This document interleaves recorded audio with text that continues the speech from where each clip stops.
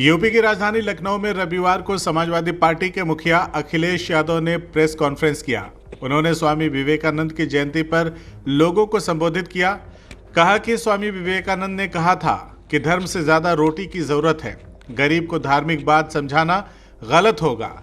अखिलेश यादव ने मिल्कीपुर उपचुनाव पर सरकार को घेरा। कहा कि मिल्कीपुर चुनाव में गन पॉइंट पर गड़बड़ की गई तो मैं अपने कार्यकर्ताओं से कहूंगा, उस समय जो फैसला ले सकते हो ले लो।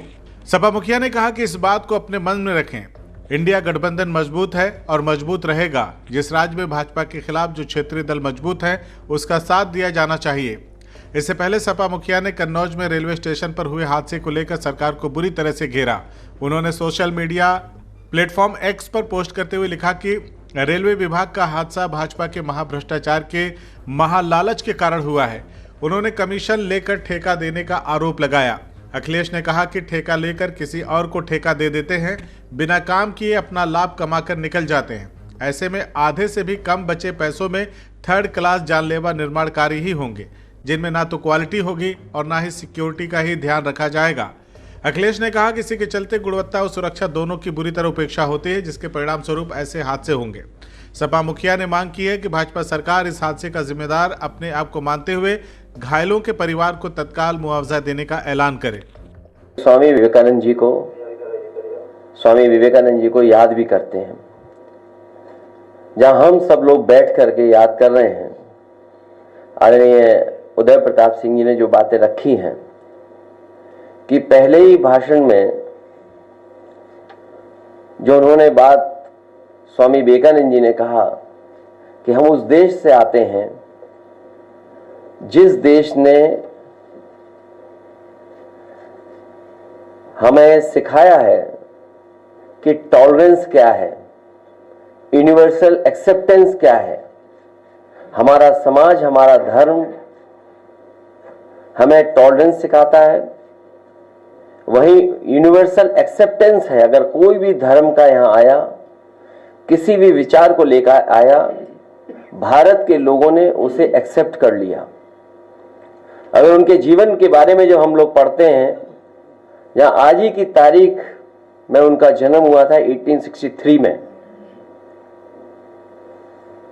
परिवार, उनके भाई और जो सबसे ज्यादा इन्फ्लुएंस किया उनके जीवन को, जहां वो पढ़े, कलकत्ता से लेकर के और जो आसपास उनके लोग थे, और वहां की जो कलकत्ता के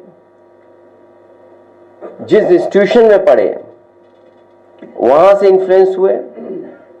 रामकृष्ण परमहंस उनके शिष्य बनकर के भारत का परिचय दुनिया में उन्होंने सबसे पहले दिया। दिखने में छोटा दिख रहा है ठेका, लेकिन सब कामों को मिला लोगे तो न जाने कितना बड़ा ठेका था। ठेके को तोड़ तोड़ करके छोटा बनाना, उसमें खेल करना, ये बीजेपी की नई संस्कृति है। ये पीडीए परिवार के साथ इसी तरह का व्यवहार इस सरकार में बहुत दिनों से हो रहा है। ये पीडीए परिवार के लोग बहुत अपमानित हो रहे हैं।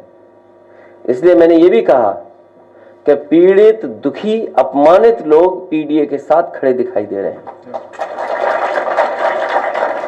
जो मौर्य के साथ घटना हुई है, पुलिस की वजह से हुई है, और ऐसे अधिकारियों को अगर दंडित नहीं करती है सरकार, तो इसका मतलब सरकार जातिवादी है और सरकार जातिवादी को बढ़ावा दे रही है।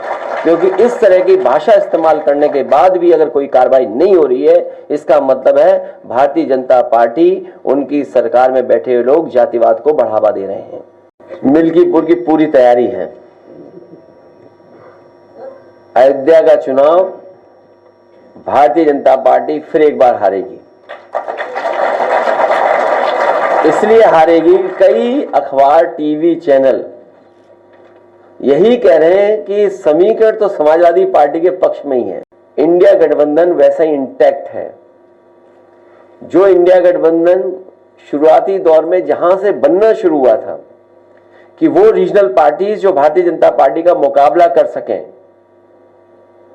उन्हीं का साथ देना, उन्हीं के साथ खड़े दिखना है।